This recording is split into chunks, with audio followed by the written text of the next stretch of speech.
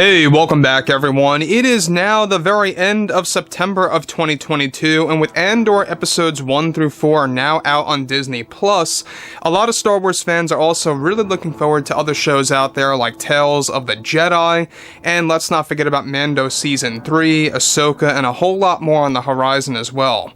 This is Mike Zero. Make sure to subscribe if you're new to the channel for future Star Wars updates. Also, by the way guys, make sure to drop a thumbs up on this video to support the channel. I thank you all so very much for the kind support. It is greatly appreciated.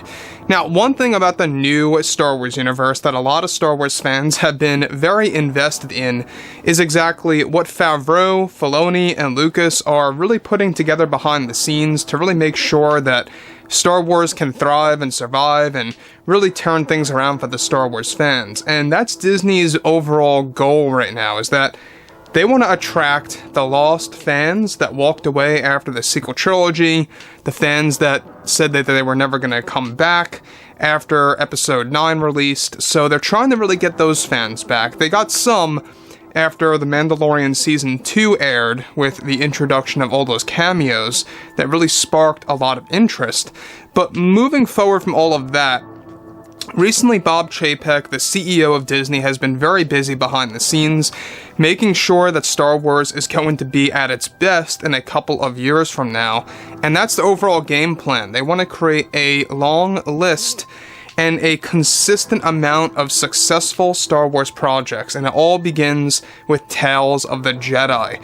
Now, given that Skeleton Crew and the Acolyte are both Kathleen Kennedy projects, and to be honest, a lot of fans are really just very skeptical about those shows because Kathleen Kennedy has a lot of creative power over those two shows.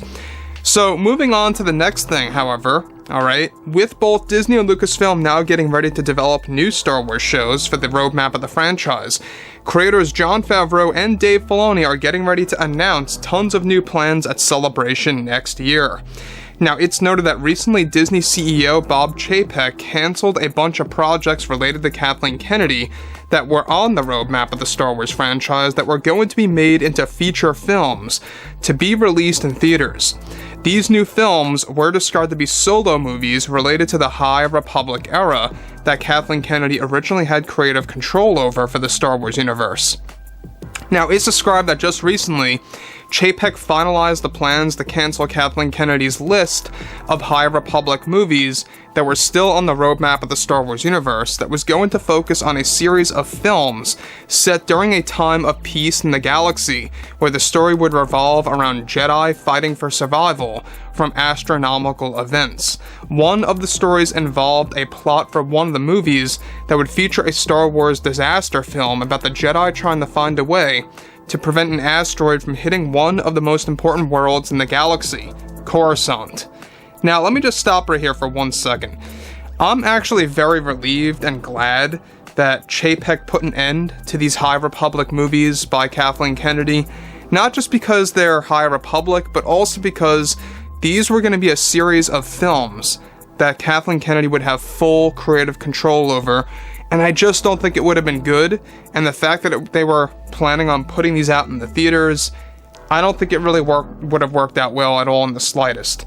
Now, given that we have Chapek really regulating all these different cancellations and taking things off the roadmap, that, by the way, does take a lot of time. He's doing all of this one by one and really making room for a lot of new Star Wars projects that we have yet to have seen.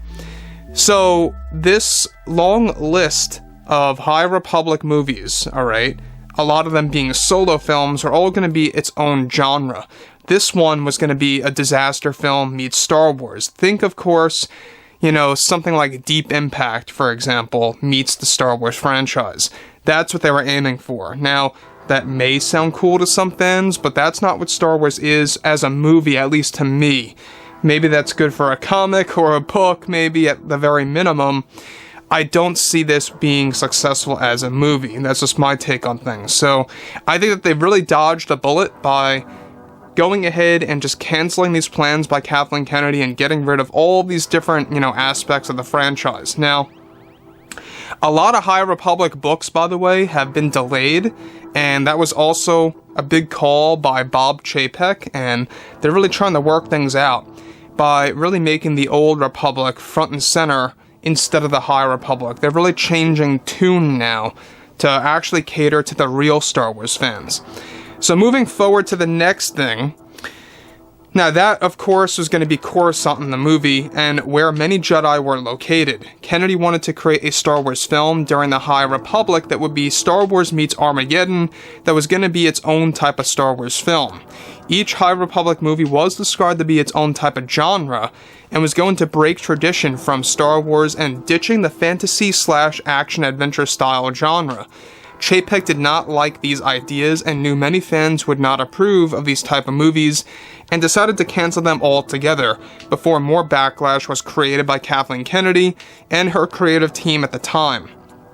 So let's, go over one other thing before I get to the next set of material that's even all the more involved, is that these movies that Kathleen Kennedy was crafting were gonna really break tradition of the Star Wars franchise. You know what's so fun about Star Wars is that it has, like I say, that action-adventure/fantasy genre. That's basically what it is at the end of the day. You have your characters going from point A to point B, trying to complete a mission, going through some obstacles. Pirates of the Caribbean kind of follows that same exact format. But Star Wars is different, it's its own thing. It's like a mixture of both fantasy and action-adventure, and maybe even a little bit of, just regular drama thrown in there as well.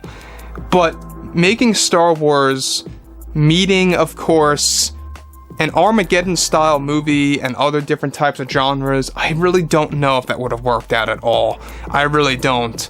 Like I said before, I think that at most, maybe it would have worked as a book, but not as a movie. That not only would be a movie, but a movie in theaters. I don't think it would have been successful. That's just my 2 cents.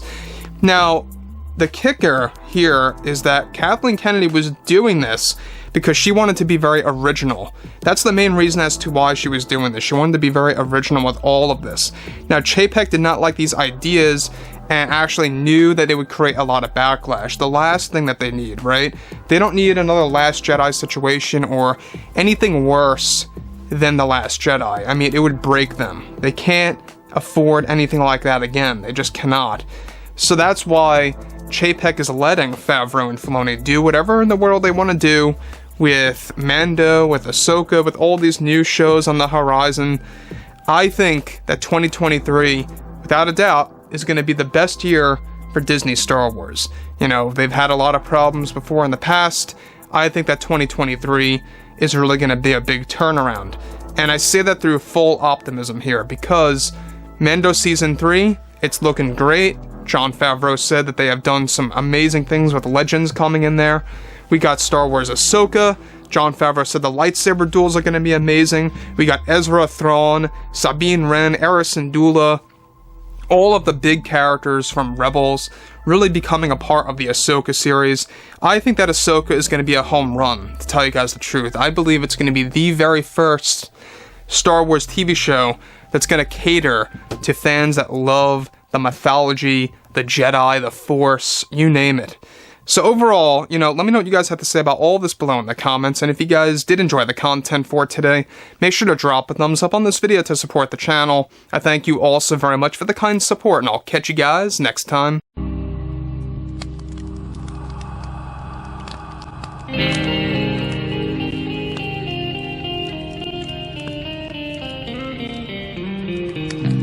Gun in hand, we are alone again. No, I'm not the one from night to moon.